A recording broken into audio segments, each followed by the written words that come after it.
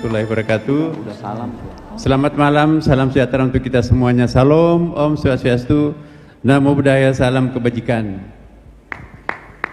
Yang saya hormati seluruh para rekan-rekan semuanya, pejabat eselon 1 dan 2 yang hadir. Tentu yang paling istimewa adalah tamu kita pada malam hari ini, idola kita bersama ya, pendukung Kementerian Agama dalam berdakwah, menyampaikan syiar-syiar kebenaran, Bapak Kiai Haji Roma Irama. Jadi hari ini kita lantik beliau dengan sebuah predikat yang sesungguhnya sudah benar ya. Jadi Bapak Kiai Haji Roma Irama ini benar-benar saya tidak pernah menyaksikan ada seorang yang digubah dalam beberapa bentuk disertasi, master, bahkan ada informasi bahwa itu sekarang sudah ada 20-an disertasi, tesis, dan skripsi yang membahas tentang siapa Roma Irama sesungguhnya. Saya kira tidak gampang untuk diangkat menjadi sebuah topik disertasi. Terakhir Pak Saifuddin ya Bang Roma ya, kemarin yang dari Palembang, itu saya kira diantara seluruh, ada ya orangnya ya? Ada. Saya kira diantara disertasi yang pernah saya baca ya, ada yang berbahasa Inggris, satu dari Inggris, satu dari mana itu, dari Eropa satu ya. Tapi yang paling lengkap itu adalah yang ditulis oleh Adinda Saifuddin ini yang dari Palembang. Terima kasih tentunya kepada Bang Roma ya, kalau boleh pada malam ini kita angkat beliau sebagai salah seorang keluarga besar Kementerian Agama ya. Boleh. Iya. Kami memang kemarin diundang secara khusus ya Bang Roma ya, Bang Haji, di dalam acara apa namanya Bang? Podcast Bisikan Roma. Iya, Bisikan Roma ya. Baik, terima kasih. Kemarin ada 3 poin kalau nggak salah yang disampaikan Pak Menteri, yang sangat menginspirasi, yang menjadi inspirasi yang saya maksud dari bangsa ini. Yang pertama, beliau menyatakan jangan sampai segelintir orang menguasai kekayaan alam kita, sementara rakyat Indonesia yang berjuang hanya menjadi penonton saja. Jadi ini saya melihat komitmen beliau untuk mencapai Undang-Undang Dasar pasal 33 ayat 3 kalau nggak salah, bahwa tanah, air, dan kekayaan alam terkandung di dalamnya dikuasai oleh negara dan harus digunakan untuk sebesar-besar kemakmuran rakyat. Jadi dalam hal itu saya lihat concern beliau. Yang kedua, bahwa mengenai moderasi beragama, ini sangat menarik. Beliau menyatakan bahwa saya tidak sependapat dengan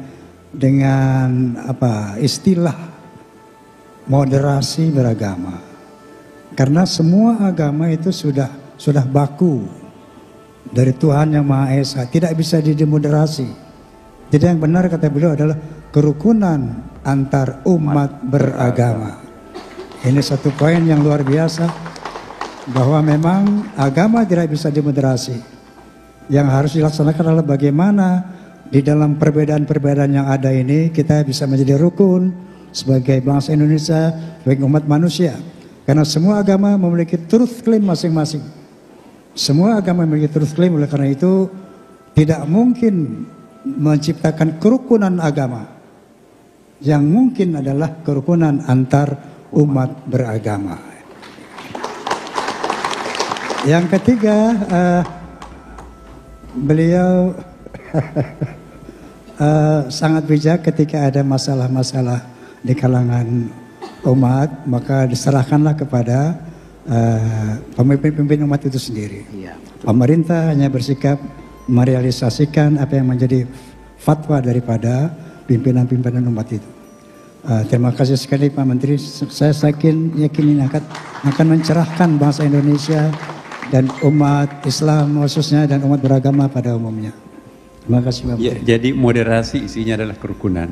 Jadi saya kira itu poinnya. Kemudian juga Bang Roma pintar memancing kemarin di dalam pertanyaan-pertanyaannya ya. Jadi memang yang keluar itu adalah intelektualitasnya. Ya, inilah Bang Roma. Biasanya seniman itu cerdas-cerdas Bang Roma.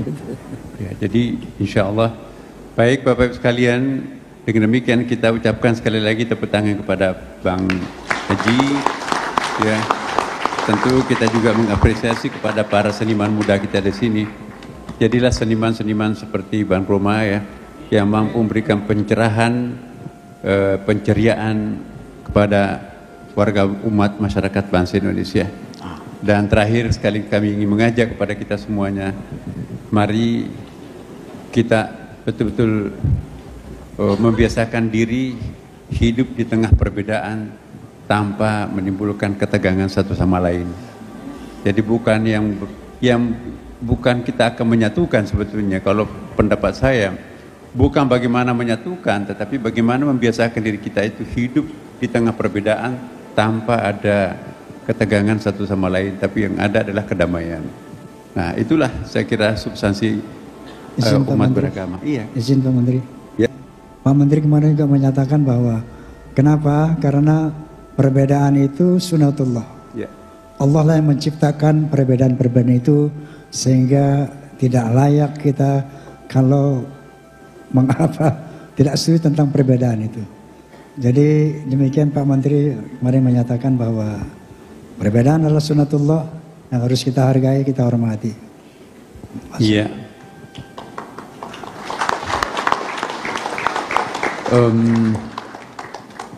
Indonesia itu lukisan Tuhan. Jangan ada yang mengacak-acak. Jadi Indonesia lukisan yang sangat indah. Ya, sangat indah lukisan Tuhan. Dan itu adalah buah pena Tuhan sendiri yang melukis Indonesia seperti ini. Dan jualan kita itu ke luar negeri sebetulnya lebih penting daripada minyak, lebih penting daripada komoditi yang lain adalah kerukunan itu sendiri.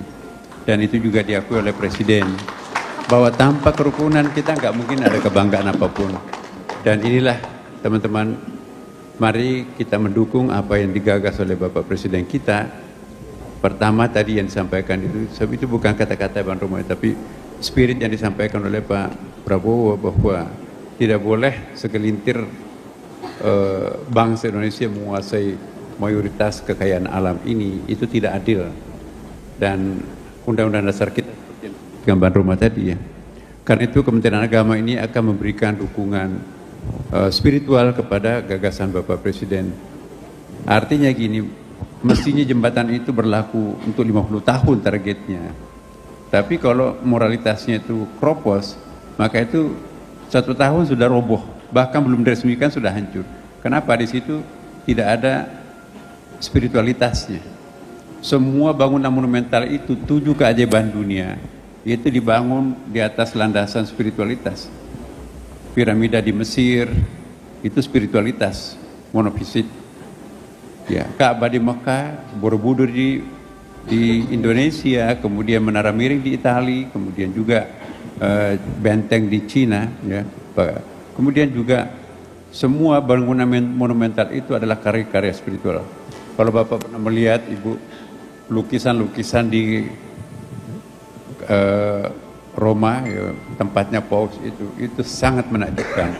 Itu karena ada sebuah keterlibatan spiritual. Semua karya-karya spiritual itulah yang monumental. Mari kita berniat, lakukanlah perbuatannya dengan niat lillahi ta'ala, pasti akan monumental. Jadi filosofinya sangat seperti itu. Bang Roma, kita mohon semoga dalam waktu ke depan ini kami membutuhkan sebuah gubahan lagu dari Bang Roma tentang betapa pentingnya toleransi di Indonesia. Kami sudah memeriksa lagu-lagunya Bang Roma, temanya seperti itu, tapi kami mohon kalau seandainya ada satu lagu yang sangat spesifik yang bisa menggugah kita semuanya untuk lebih kompak, menyatu lagi, itulah yang kita harapkan. Semoga itu nanti akan menjadi hadiah buat bangsa Indonesia, umat Islam, umat Kristen dan Hindu, Buddha, Konghucu, dan setiap kali mendengarkan lagu itu akan tergugah bahwa betapa pentingnya kebersamaan itu. Insyaallah. Terima kasih. Insyaallah. Baik.